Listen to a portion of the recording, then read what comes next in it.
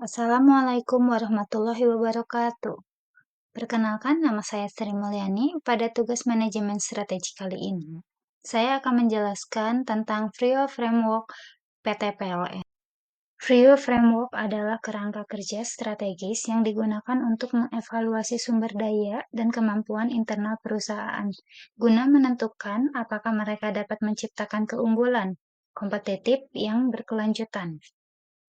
VRIO merupakan singkatan dari value atau nilai, yaitu sumber daya atau kemampuan tersebut berharga dan memberikan nilai tambahan bagi perusahaan.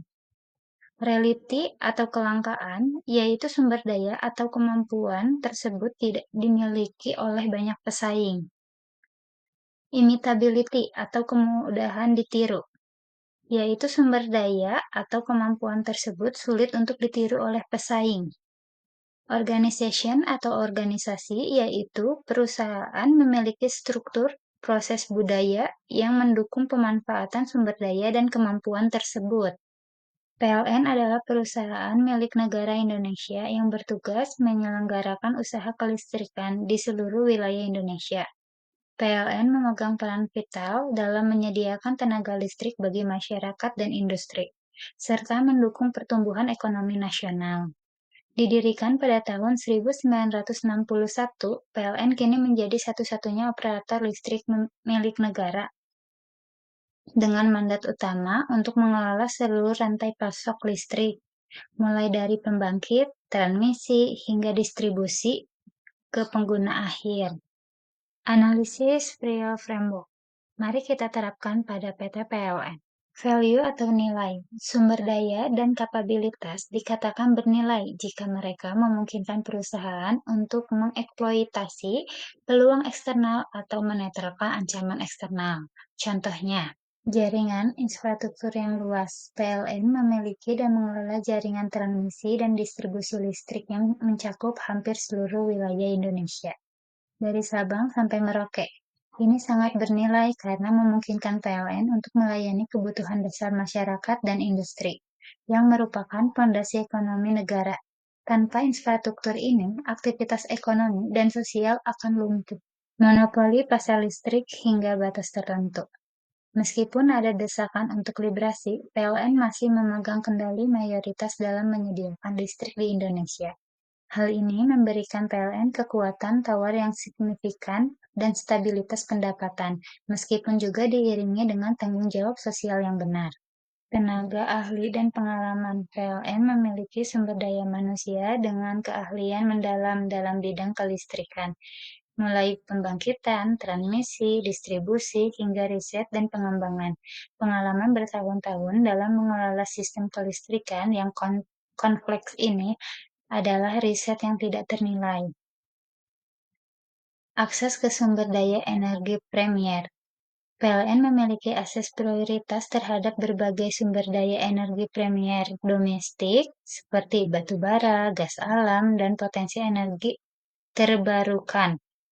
Ini krusial untuk melanjutkan operasi dan keamanan pasokan energi. 2. Reality, kelangkaan. Sumber daya dan kapabilitas dikatakan langka jika mereka tidak memiliki oleh banyak pesaing saat ini atau potensial. Contohnya, skala dan kompleksitas jaringan tidak ada entitas lain di Indonesia, atau bahkan di sebagian besar negara berkembang yang memiliki jaringan kelistrikan sebesar dan sekompleks PLN. Mandat negara. Status PLN sebagai BUMN dengan mandat untuk menyediakan listrik bagi seluruh rakyat Indonesia adalah unik. Ini memberikan legitimasi dan dukungan pemerintah yang tidak dimiliki oleh perusahaan swasta biasa. Basis pelanggan yang masif. Dengan ratusan juta pelanggan di seluruh Nusantara, PLN memiliki basis pelanggan yang tidak tertandingi, memberikan keunggulan dalam skala ekonomi dan pengumpulan data. 3. Imitability atau kemudahan ditiru. Sumber daya dan kapabilitas dikatakan sulit ditiru jika pesaing menghadapi biaya signifikan untuk memperoleh, mengembangkan, atau menirunya. Contohnya, biaya dan waktu investasi yang sangat tinggi. Meniru jaringan infrastruktur PLN akan membutuhkan investasi modal yang astronomis dan waktu yang sangat lama. Ini bukan proyek yang bisa diselesaikan dalam hitungan tahun. Ketergantungan historis. Jaringan PLN berkembang secara organik selama puluhan tahun, beradaptasi dengan topografi, demografi, dan pengembangan ekonomi Indonesia. Proses ini tidak bisa direplikasi begitu saja. Hubungan dengan pemerintah dan pemangku kepentingan. PLN memiliki hubungan yang terjalin erat dengan berbagai kementerian, lembaga negara, dan pemerintah daerah. Membangun hubungan ini membutuhkan waktu, kepercayaan, dan pemahaman mendalam tentang birokrasi Indonesia. 4. Organization atau organisasi. Sumber daya dan kapabilitas dikatakan terorganisir jika struktur dan sistem manajemen atau proses organisasi perusahaan memungkinkan perusahaan untuk memanfaatkan sumber daya dan kapabilitas tersebut. Contohnya, struktur organisasi yang terdesentralisasi. PLN memiliki unit-unit yang tersebar di seluruh Indonesia, memungkinkan pengelola operasional yang lebih adaptif terhadap kondisi lokal. Sistem perencanaan dan pengawasan.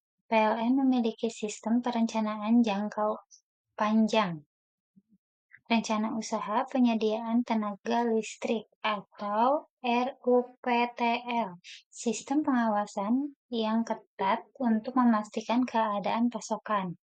Departemen Litbang. Adanya departemen riset yang mengembangkan menunjukkan upaya PLN untuk terus berinovasi dan meningkatkan efisiensi. Kemitraan strategis. PLN aktif menjalin kemitraan dengan produsen listrik swasta, contohnya IPP dan lembaga keuangan untuk menandai proyek-proyek besar, menunjukkan kemampuan untuk mengelola ekosistem yang kompleks. Sekian Prio Framework pada PT PLN yang dapat saya sampaikan. Terima kasih. Wabillahi taufiq walhidayah. Wassalamualaikum warahmatullahi wabarakatuh.